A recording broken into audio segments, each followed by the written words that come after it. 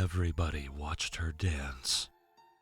Guys and girls alike just couldn't seem to break away from that hypnotic sway. The girl had just walked into the bar, gone straight to the middle of the room, and started dancing. Just like that, we were all under her spell.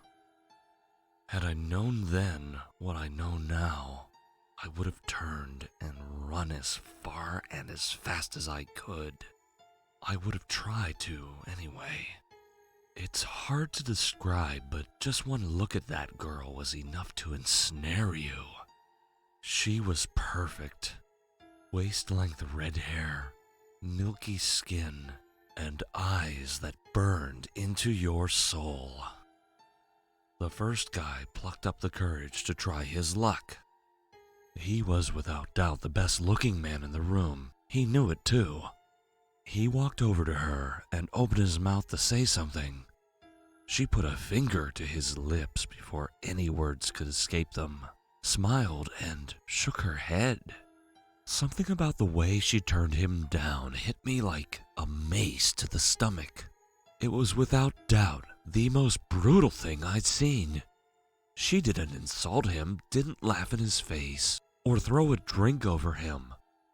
She let him know, without saying a word, that she would never deign to let him so much as speak to her.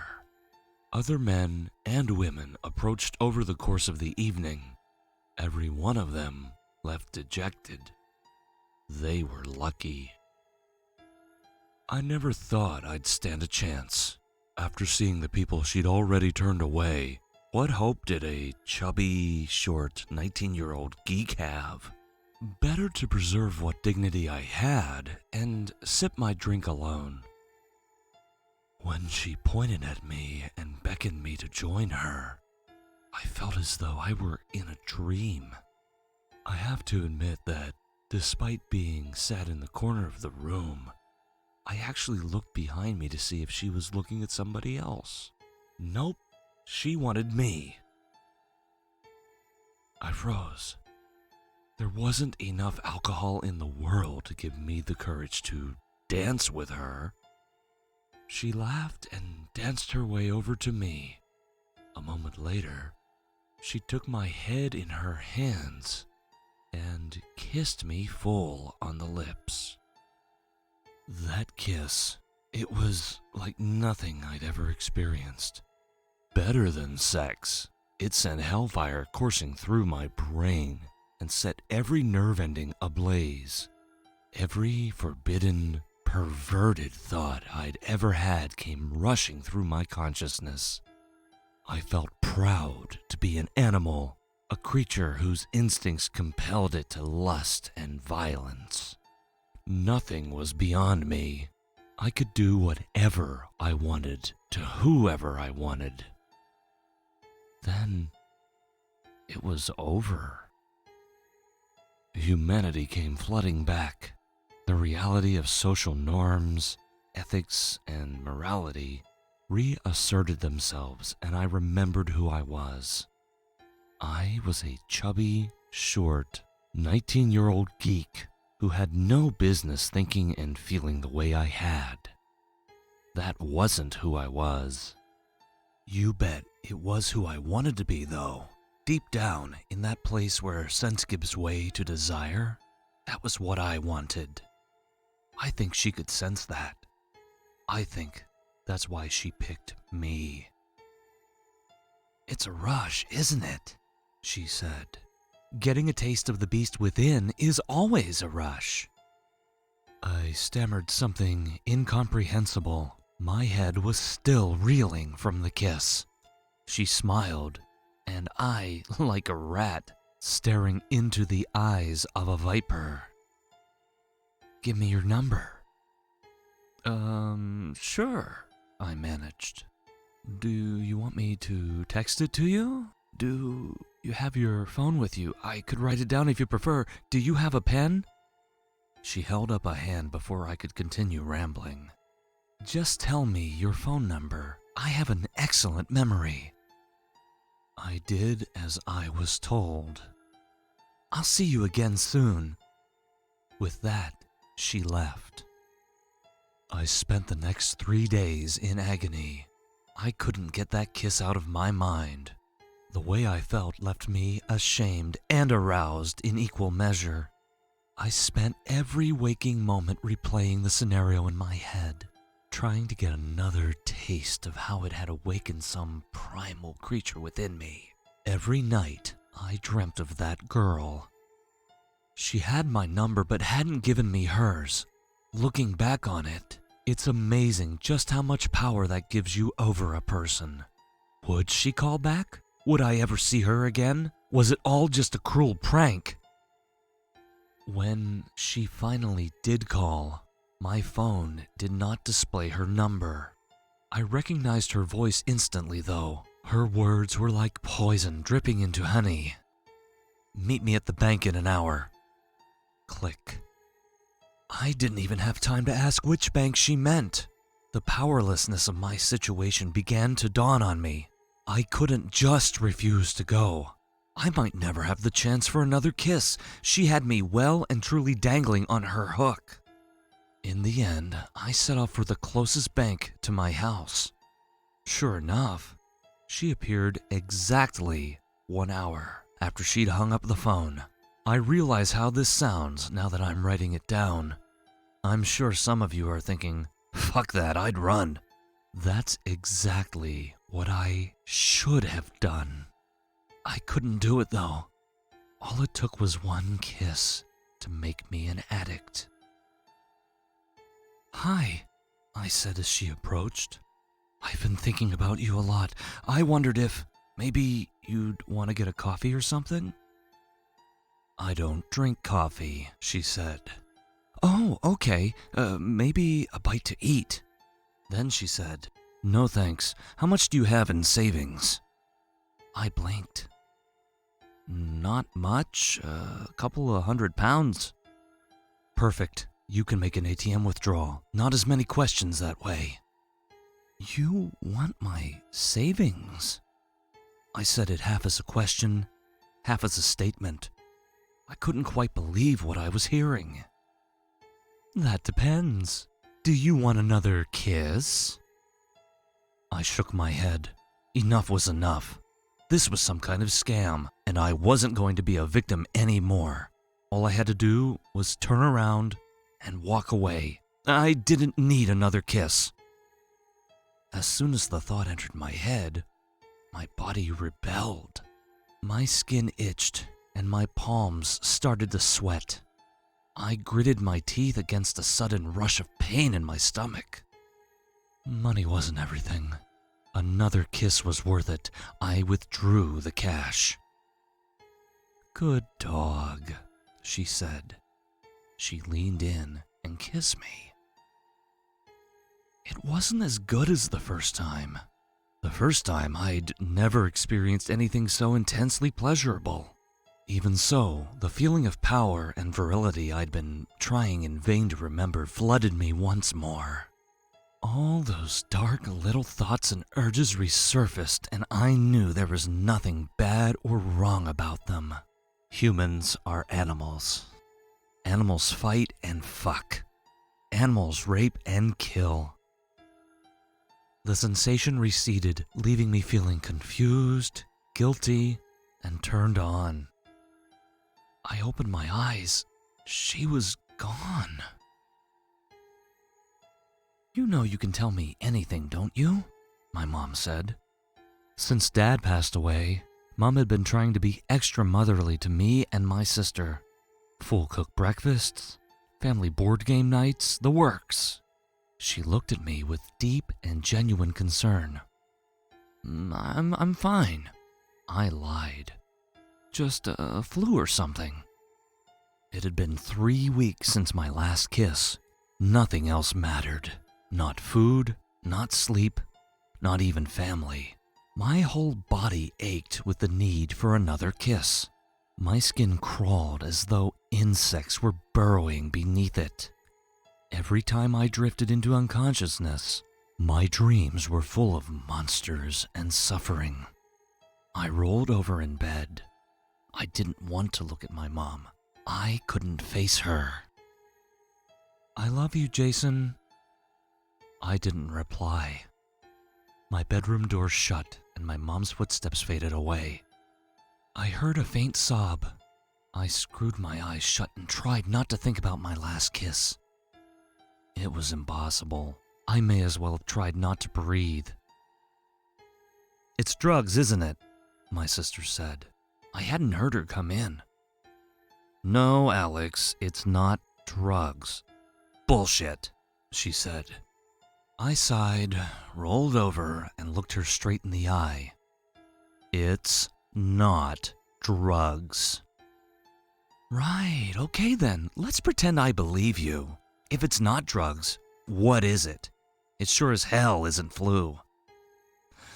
A girl, I sighed. A girl?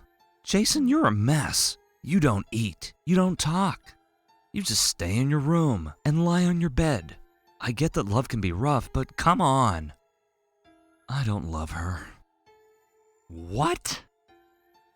I said, I don't love her. I fucking hate that bitch, okay? Alex took a step back. I hadn't realized I'd been shouting. I sighed. It felt good to tell the truth, even if it was only a partial truth. I did hate the girl who kissed me. I hated her for what she'd done to me. I hated her for not calling me for 3 torturous weeks. I hated her because I so badly wanted another kiss. What's her name? Whatever she did to you, I'll knock her out for it. I don't know her name. My phone buzzed. I answered straight away. Meet me at my house. I'll text you the address. Click. That was her, wasn't it? Alex said. No. Don't lie to me. Where are you going? Out. I pushed my way past her. She grabbed me by the shoulder. I spun around, almost ready to hit her, until I saw the dampness in her eyes. Please don't go to her. I took her hand off my shoulder. I wanted to hug her, to apologize to her, but I was too ashamed. With my head down and tears running down my face, I left. The girl's house was on the outskirts of town where the city started to give way to the countryside. To call the building a house would be like calling the works of Salvador Dali doodles. The thing was a mansion, secured behind enormous walls topped with viciously barbed iron railings. As soon as I approached, the gate opened for me, allowing me onto a driveway the size of a small street. As I walked towards the front door, I took a moment to look at the garden.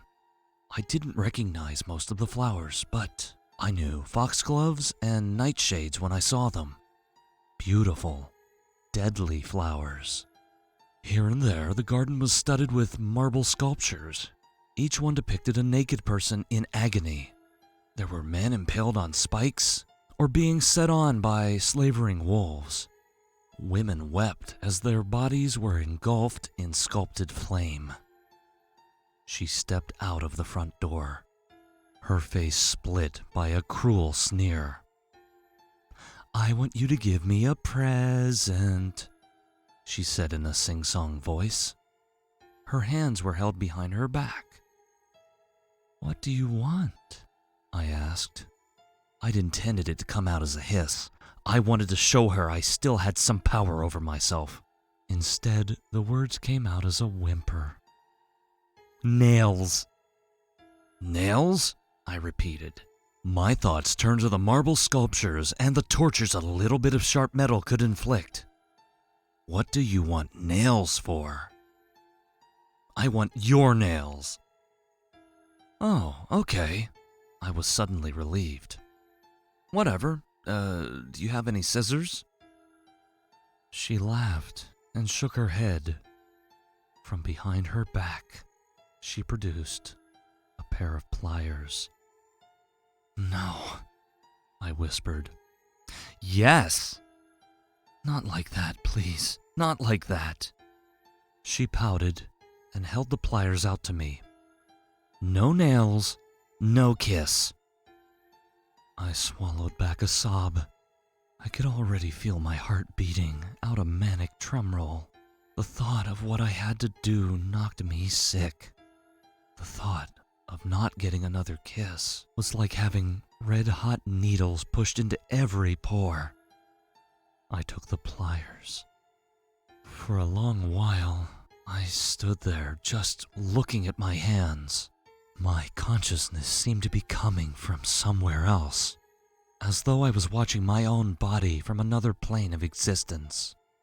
I closed the pliers on the nail of my left thumb and started pulling. The pain was unbearable. I watched through tear-blurred eyes as millimeter by millimeter, a red line grew at the base of my nail. My fist clenched around the pliers, and I pulled with all of my strength, screaming with agony as I did. The nail moved less than a centimeter. I was not going to be able to pull it off in one go. "That's it," she crooned. "Just ease it out. Don't worry. It'll grow back." Minutes crawled by like hours. I screamed until I could only choke. With one last pull, the nail came free. My hands shaking and wet with blood and sweat, I put my thumbnail into her cupped hands. Despite the snot dripping down my face, I leaned in for my kiss. She backed away. No, that's no good. "I gave you my fucking nail," I cried. I hated her more than I thought was possible. "I said I wanted nails, plural. You have another thumb and 8 fingers to go yet." I pulled at my hair, wailing with frustration, pain, and anger. She stepped forward and tousled my hair. "Aw, poor little doggy doesn't want his kiss." I made a grab for her. If she wouldn't give me a kiss, then I'd take one from her. The moment my hands touched her, something like an electric shock passed through my hands and burned its way down to my feet. Searing agony knocked me to the floor. It took me a good 15 seconds before I could breathe again.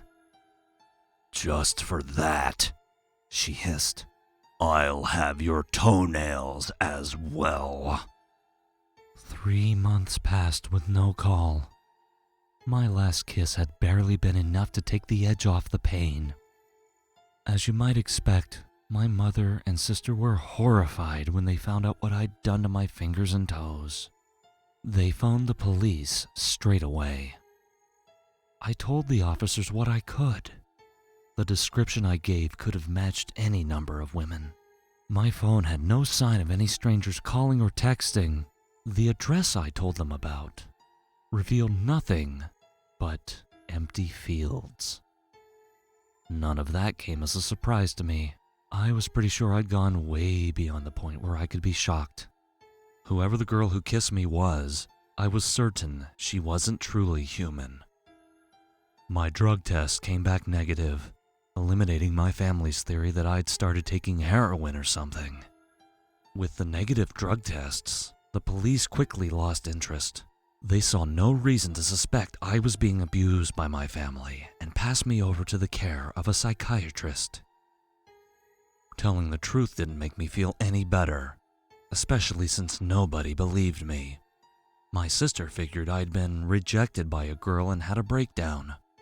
My psychiatrist was certain that my so-called succubus was entirely a creation of a disturbed mind. He theorized the red-haired girl was a projection of deep-seated sadomasochistic fantasies. I was too preoccupied with my own suffering to pay much attention to the people around me. I shambled through life like a zombie. The physical effects of kiss withdrawal were crippling. My skin itched and burned. It felt like I was being bitten from within by an army of fire ants. Until my nails grew back, I'd resorted to scratching myself with a fork. leaving bloody trails down my arms and chest. My nightmares started to spill over into my waking life. Here and there I'd see something scuttling on the edge of vision.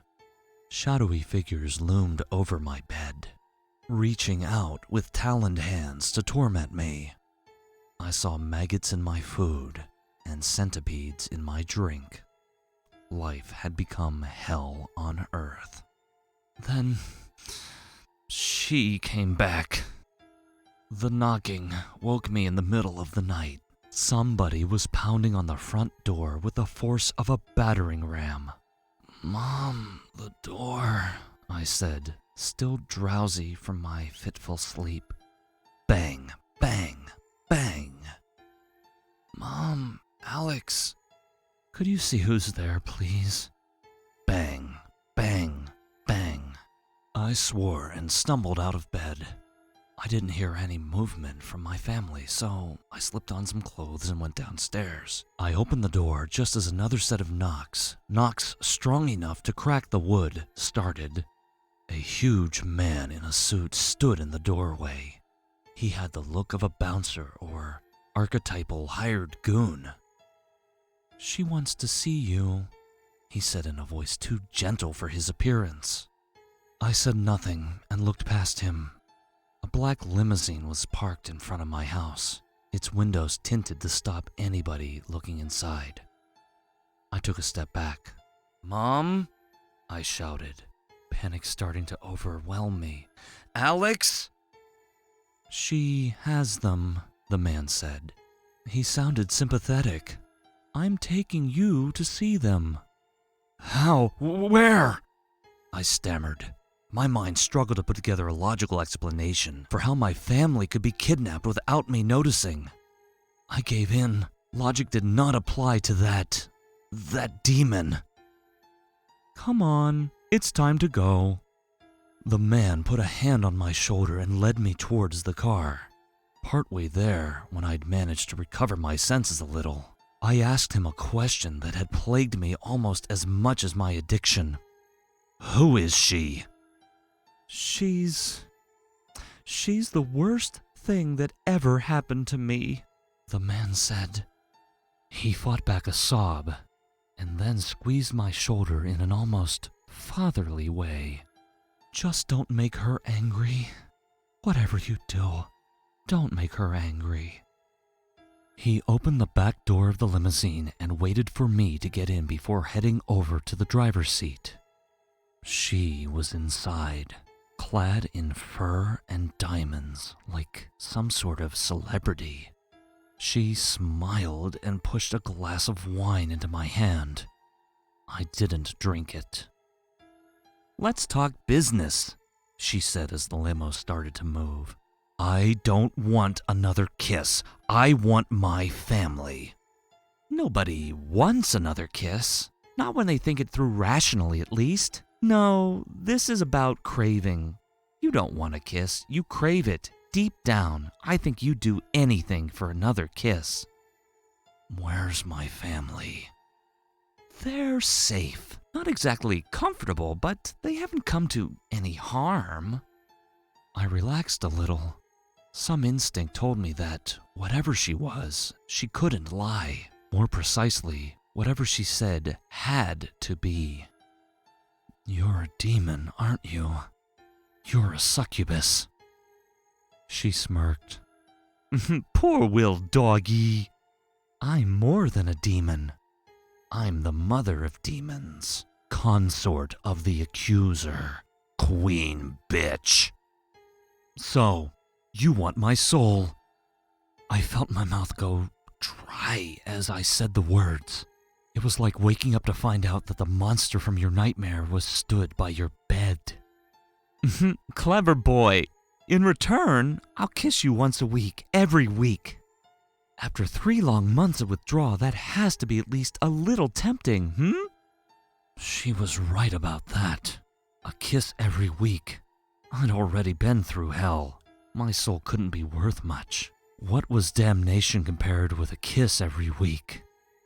All right, deal. "Good dog," She purred. So what'll I do? Shake hands? Sign my name in blood? No, that won't cut it, she said. There was a delight in her voice that made my blood run cold. You can't just give away your soul. You have to do something to lose it. I felt the limousine slow to a stop. The big man stepped out and opened the door for us. She stepped out first and offered me her hand. I took it. We walked across soft, damp grass towards a structure resembling a concrete garden shed. My heart threatened to break through my ribs as we got closer. I knew my family was inside. I knew she wanted me to hurt them. She opened the door. My mother and sister were bound to metal chairs. They'd been gagged, and tears streaked their faces. When they saw me, they tried to scream their pleas. My heart broke at the sight of them. Something cold and heavy was pressed into my hand. I looked down at the gun and started to weep. I can't, I said, turning towards the red-haired girl. I can't shoot them. Oh, you poor puppy, she said in mock sympathy. The gun isn't for them, it's for you. For me? Yes, it's for you if you want to back out of the deal. Put the gun to your head, pull the trigger, and you have my word I'll let your family go. I didn't have to think about it. I aimed the gun straight at the bitch. She pulled a melodramatic face of shock. Oh, wow. Didn't see that one coming. Here's the thing. If you shoot me, I won't die. I can't die.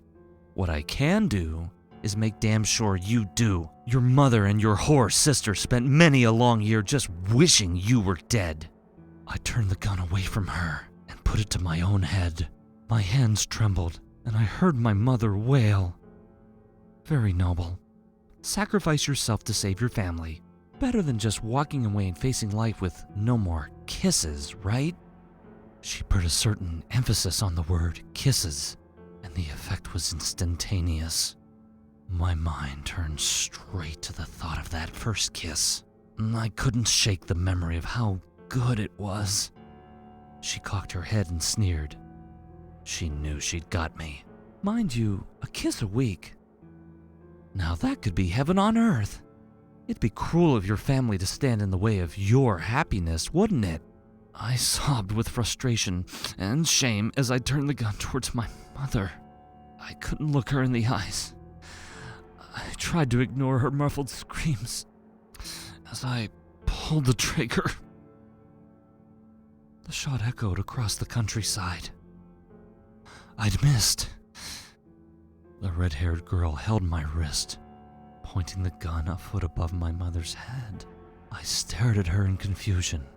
I told you the gun isn't for them, she hissed. She pried it out of my fingers and dropped it on the floor. I'm sorry. I'm sorry to all of you. I turned around at the sound of the big man's voice. I looked down at what he was holding, and my heart sank. My family screamed. No, I whispered. Anything but that. If you want your kisses, this is how I want you to surrender your soul. Please, just let me use the gun. No. I took a few trembling steps towards the big man, knowing that I stood on the precipice of damnation, knowing that if I did what she wanted me to do, I deserved to go to hell. A kiss every week. Every week. I couldn't stop myself from thinking about it. I took the kerosene and matches.